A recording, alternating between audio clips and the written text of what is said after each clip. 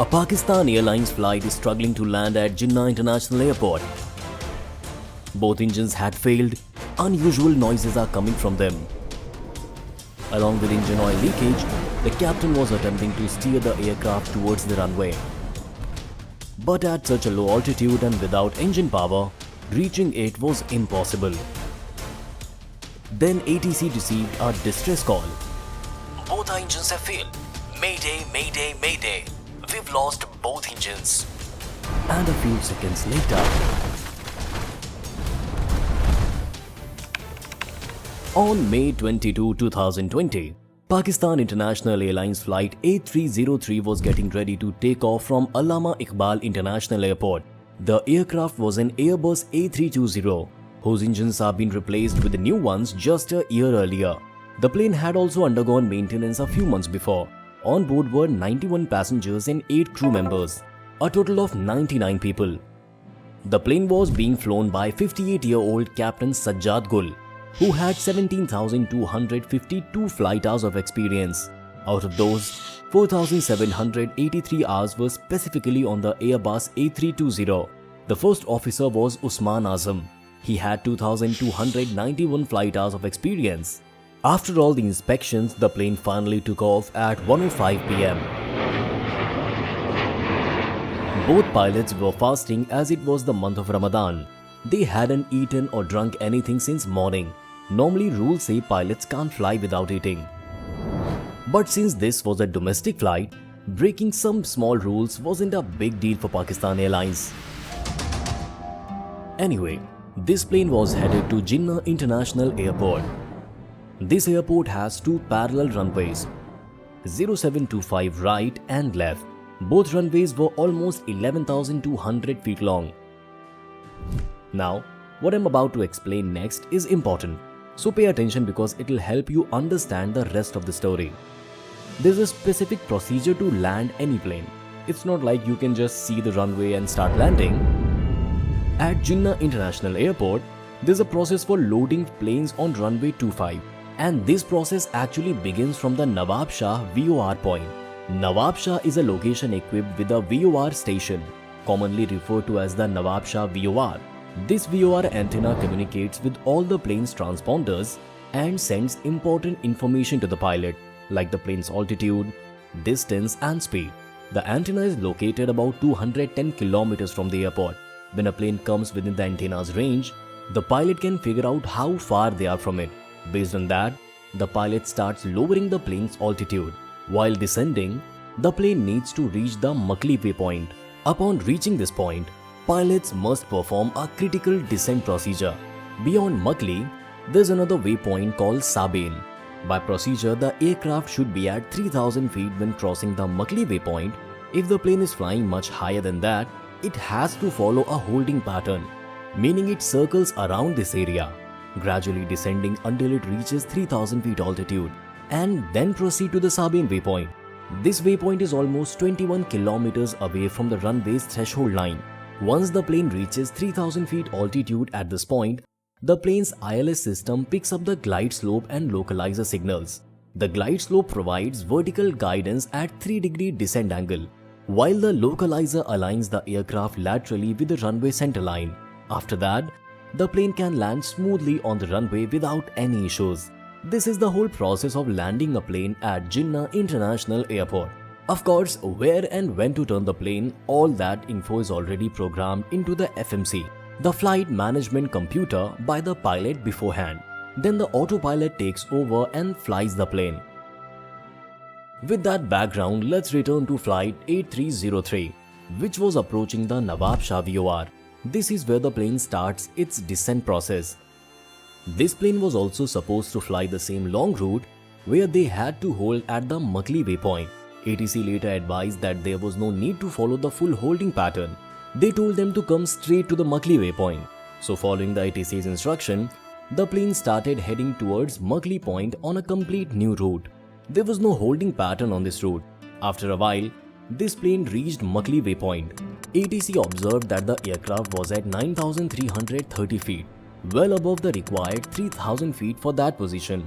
ATC said, "Your altitude is way too high. Please follow the holding pattern." but the pilot refused to do so. ATC kept trying to explain that the plane wasn't at the correct altitude, but the pilot wasn't willing to listen. The pilot thought, Inshallah we'll land anyway. So they started ignoring everything ATC said. Finally, exhausted, ATC gave in and said, Alright, you can land. But after a while, what ATC saw was hard to believe. The aircraft attempted a landing with its landing gear retracted. But why and how? Before he could even think about that, a message came from Pakistan A303. They said they were going around. ATC told them to go to 3000 feet altitude. Shortly afterward, ATC received a distress call. Mayday, mayday, mayday. Both engines have failed. And then just 4,400 feet before the runway, the plane crashed. Many houses got damaged. ATC issued an emergency alert and the rescue team arrived almost 10 minutes later. Of the 99 people on board, only 2 survived. 97 people lost their lives. On the ground, 1 person lost their lives and 7 were badly injured. Among the passengers, 1 was American, while the rest were Pakistani nationals. Most people were heading home to celebrate Eid, but their journey never got completed. This incident could have been avoided if the pilot, instead of going around, lands at the nearby airbase, which was about 9,000 feet away. The plane might have landed safely. Alternatively, the crew might have attempted an emergency landing on one of the 2 available taxiways, potentially avoiding crashing in the city. So I think the pilot had 3 options to save the plane, but they didn't take any of them. There were so many questions. Why was the landing gear up while trying to land? Why were both pilots ignoring ATC's instruction? What was going on inside the cockpit? Only the black box had the answers to answer these questions. So let's try to understand this whole case based on the investigation report. Let's start the investigation of this case about 20 minutes into the flight.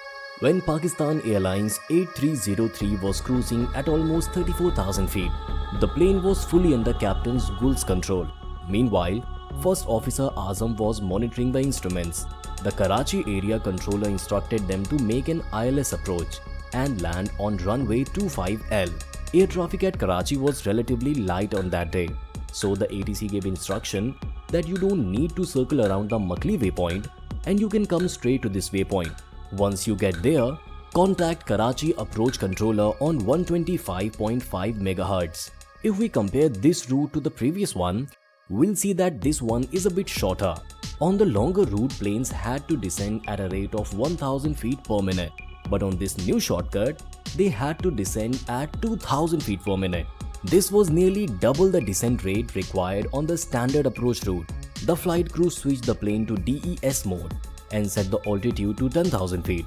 This meant that autopilot would manage to descend, reducing altitude progressively until it reaches 10,000 feet.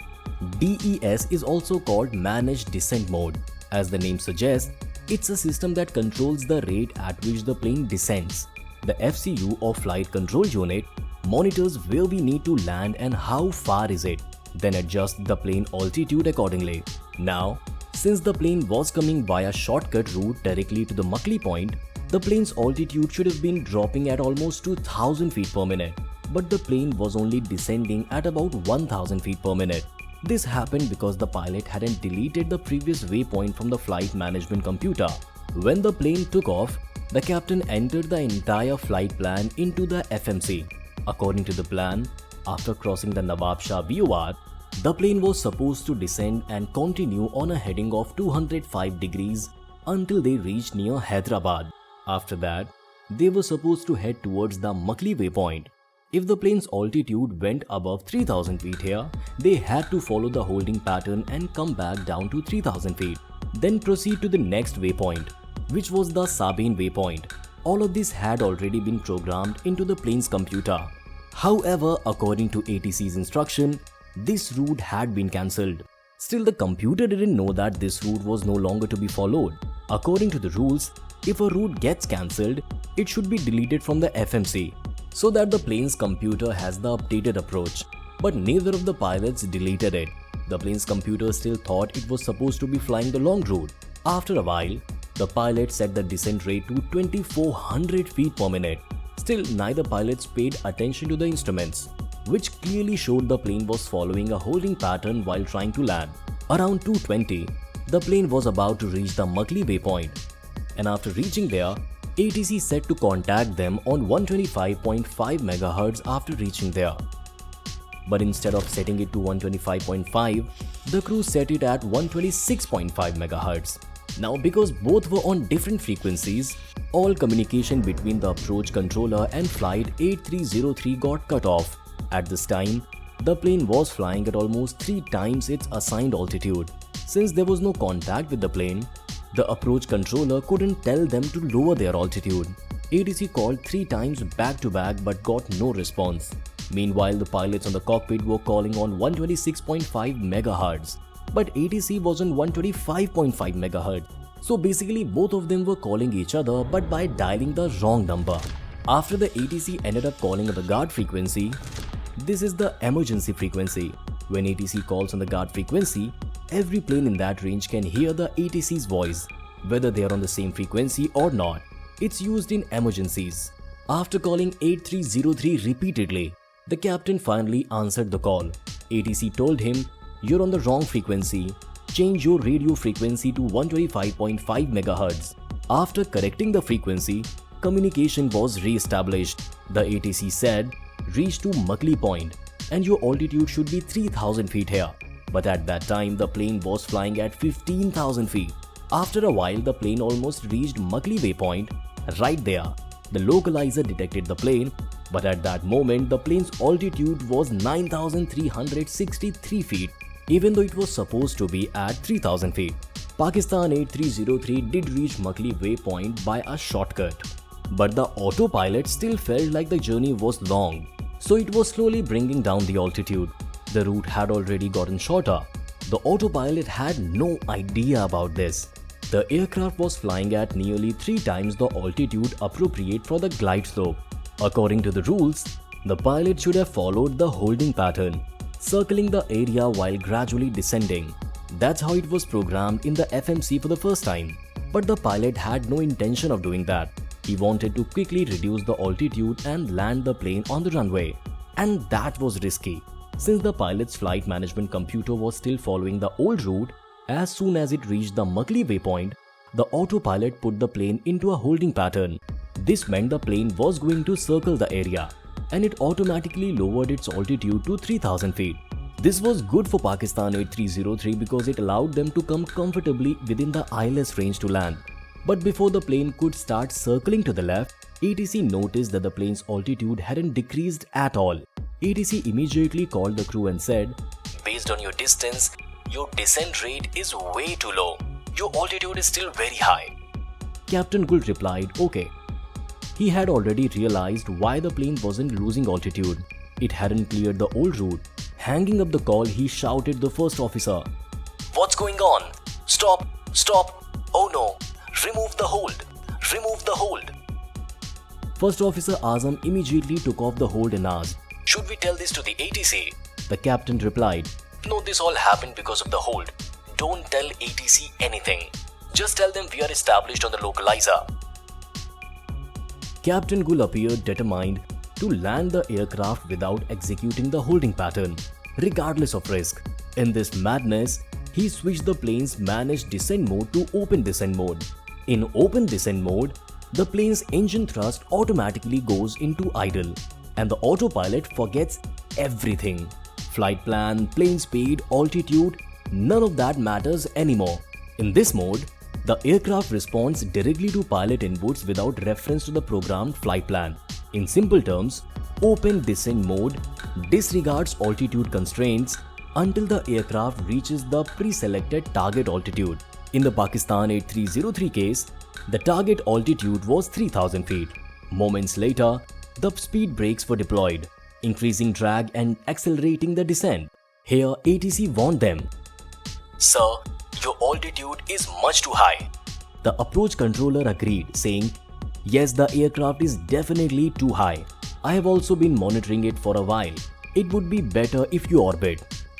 Both ATC and the approach controller instructed Pakistan 8303 to enter a holding pattern, meaning to circle the area and descend to 3000 feet. But the captain was stubborn. He replied, "We're at 7500 feet now. We'll descend to 3000 feet shortly, no problem. We are already established on the localizer." In reality, at that time, the aircraft was not at 7500 feet, but at 7830 feet. This was the moment when the plane was crossing the Mugli waypoint and moving forward. Without informing ATC, the captain extended the landing gear, which increased drag on the aircraft.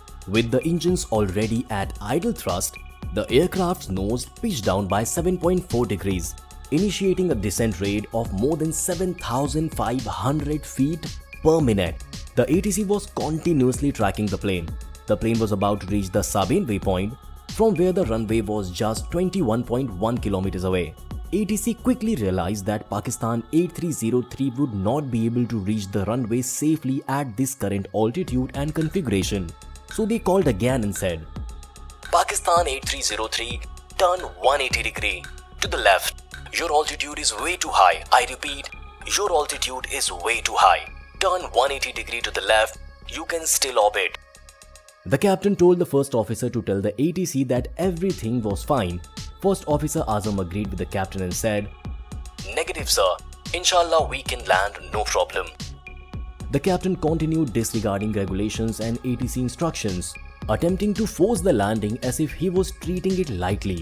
He seemed to believe he was a hero in a movie. That's why Captain Gul told Azam, "If we pull this off, everyone will be shocked and wonder how we did it." The captain was overly confident, seemingly determined to show ATC what he and his aircraft could do. But he seemed to forget that there were 99 other lives at stake on board, not just the two pilots. By trying to demonstrate their skills, they placed everyone's lives at risk. The ATC was closely watching the captain's action. Once again, they called the captain and said, "Your altitude is way too high." The captain again replied, "No problem, we are at 3,500 feet and will be down to 3,000 feet shortly. The ILS is already established." It was like madness had taken over the captain. Not only did he refuse to follow ATC's order, he kept lying repeatedly. At that moment, the plane wasn't at 3,500 feet, but at 3,900 feet. "No problem, we're at 3,500 feet, we're about to reach 3,000 feet and ILS is already established," he insisted. The plane was descending rapidly. Despite repeated instructions from ATC, Captain Gul continued to disregard them. No matter how hard they tried, the plane was still well above the glide slope. ATC was clearly noticing Captain Gul's stubbornness. Once again they said, "You need to turn left." But Captain ignored them, saying, "Sir, we're already established on ILS 25L. No problem, we'll land." At this point, the aircraft was at an altitude of 3,090 feet, just 10.6 kilometers away from the runway. The captain went way overboard trying to bring the plane down. He pushed the nose down by 12.6 degrees. The plane started descending so fast that the overspeed warning alarm in the cockpit went on.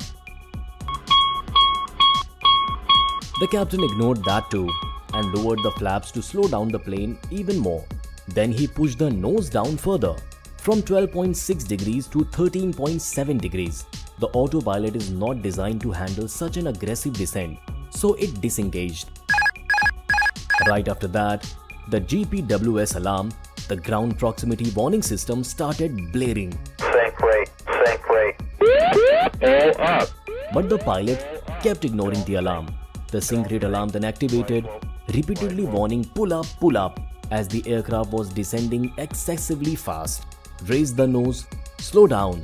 The captain didn't respond at all at this point, but the first officer pulled the side stick back. Only then did the plane's nose lift a bit, and the descent rate slowed from 7,400 feet to 2,000 feet per minute. The first officer likely decided that landing was no longer possible, so he even retracted the landing gear. Meanwhile, the captain seemed unaware of this action. Just then, the ATC granted them landing clearance. Since the first officer thought we were going to abort the landing, but ATC had given permission to land, he asked the captain, "Sir, should we orbit?" Captain Gul said, "No, leave orbiting." After that, the captain took control of the plane and started pushing the side stick forward. At the same time, the first officer was pulling his side stick back. Both of these two conflicting inputs, the side stick commands, cancelled each other out. In other words, there was no change in the plane's controls. The plane had now reached 750 feet. About 2.78 kilometers from the runway, the cockpit alarm went on again. Landing gear, landing gear, landing gear, not down, landing gear, not down. Additionally, the ECAM display and landing gear indicator were both showing that the landing gear was not deployed. But the warnings were overlooked amid the numerous alarms already sounding in the cockpit. Overspeed alarm, master caution alarm, GPWS alarm. The captain said, "Turn them all off." After switching those off, even more alarms started blaring. Too low, terrain, sink rate, pull up, pull up. Sink rate. All up, don't sink. The plane was crossing the threshold line at 24 feet above ground. The plane speed was 380 km per hour. While normally an A320 lands at about 240 km per hour, 380 versus 240. There was a difference of 140 km per hour. The plane had come down to almost 7 feet. Right then, the captain turned on both reverse thrusts. Reverse thrust involved redirecting engine exhaust forward during landing, helping slow the aircraft and reducing reliance on wheel brakes. But in the case of Pakistan A303, the landing gear was still retracted. When the landing gear is up, the system assumes the aircraft is not landing, so reverse thrust does not activate. In the Pakistan A303, the reverse thrust wasn't activated. At 2:34, the plane went almost 4,500 feet past the runway and did a belly landing, meaning it landed without its wheels down. The runway marks clearly show the plane's left engine scraped the runway first, and then the second one. After that, the captain tried to use the full brakes, but the brakes work on the plane's wheels, and the wheels weren't even down, so no brakes were actually applied. The entire weight of the plane was on the engines. Internal parts of the engine started breaking down and the plane began to vibrate. The fire alarm for engine number 2 went on. At the same time, the AC generator on engine 2, which supplies electricity to the plane, also failed. The first officer throttled engine 2 back to idle. Now the entire plane's electricity was running on just one engine. About 14 seconds after the belly landing, the first officer realized a huge mistake had been made. He told the captain, "Take off, sir, take off." 2 seconds later, the toga button was pressed. Toga means take off and go around. After pressing it, the engines deliver maximum thrust to lift the aircraft back into air. But since the first officer had already set engine number 2 thrust to idle, only engine number 1 started accelerating. Within a few seconds, the plane lifted off again, helped only by engine number 1. The crew informed ATC that we are going around. At 2:35 and 10 seconds, the plane climbed up to 442 feet. Engine number 1 reached 94% power. Now engine number 2 was also started, but shortly after, both engines began displaying low oil pressure warning one after the other. The crew contacted ATC and said they wanted to land back on runway 25L. ATC said, "Okay, turn left to 110 degrees and climb to 3000 feet. The plane slowly began turning left for the second approach. The plane almost reached 2670 feet when engine number 1 stopped working. The first officer said, "Thrust lever number 2 to idle," and they moved engine 2's thrust lever to idle, while engine 2 had already restarted. The engine that failed was engine number 1. The first officer was supposed to idle engine number 1, but by mistake, he idled engine number 2, which was now running. Then the generator on engine 1 failed, and the generator on engine 2 had already failed earlier. This resulted in a complete electrical failure of the aircraft. Both black boxes, the flight data recorder and the cockpit voice recorder, stopped working. A few seconds later, the ram air turbine deployed. Engine number 1 had failed and engine number 2 was barely working, but it was put on idle. As a result, the plane started losing altitude. At 2:36 and 28 seconds, multiple stall warnings went on in the cockpit. Soon the plane dropped to 1900 feet. Seeing the loss of altitude, the captain started discussing about engine number 2 and why it wasn't working. The first officer warned, "Captain, we must not let airspeed fall below 140 knots, or the ram air turbine will stop functioning." The captain replied, "Yeah, but how do I increase the speed?" After that, the first officer went silent. The captain then saw the thrust lever of the engine number 2, which was on idle. You put engine number 2 on idle? Engine number 1 has shut down. First officer replied, yes sir. Now the thrust on engine number 2 was increased. But now engine number 2 also failed. The plane dropped to 1,500 feet. ATC said, turn left. The first officer replied nervously, we are heading straight sir. We have lost both engines. ATC asked, are you going for a belly landing again? No sir, no. The captain asked, did you extend the landing gear? No. After that, First Officer Azam lowered the landing gear and announced in the cabin that we are ready to land. At this time, the plane was flying at an altitude of 700 feet. The captain's panic escalated to the point that without properly transmitting to ATC, he began shouting Mayday, Mayday, Mayday in the cockpit. But these Mayday calls weren't reaching ATC. Then the first officer called ATC and said, Sir, Mayday, Mayday, Mayday, Pakistan 8303, Mayday, Mayday, Mayday. That was the last thing both pilots said, as recorded by the cockpit voice recorder. The plane crashed about 4,410 feet before reaching the airport. First, it hit a mobile tower.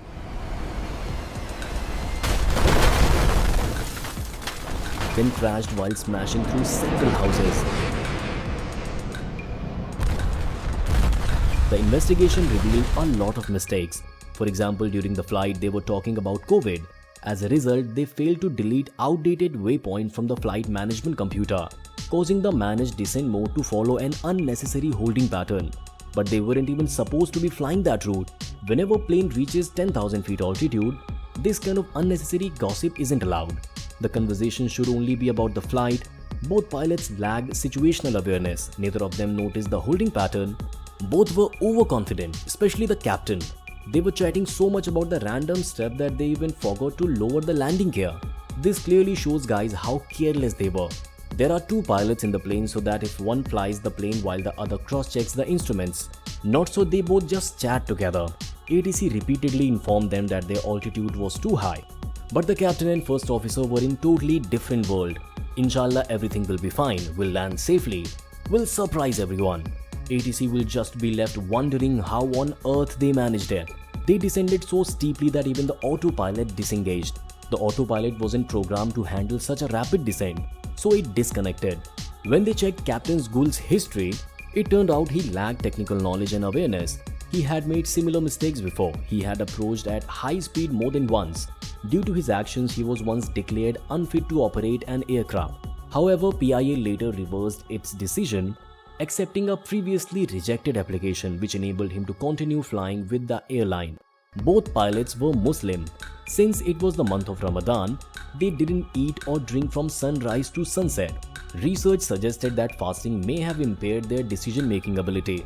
This is the only accident of its kind, where we are not even counting how many mistakes there are. If you watch the whole video again, you'll see that there's not a single decision we can call the right one. Basically, in this case, the problem wasn't just a small issue, it was completely messed up. Besides, Pakistan Airlines has never had a good track record. They used to give jobs even to illiterate, clueless people who could barely sign their names, as long as they got a fat bribe. For now, that's all for this video. I'll see you in the next video. Until then, keep watching and keep learning.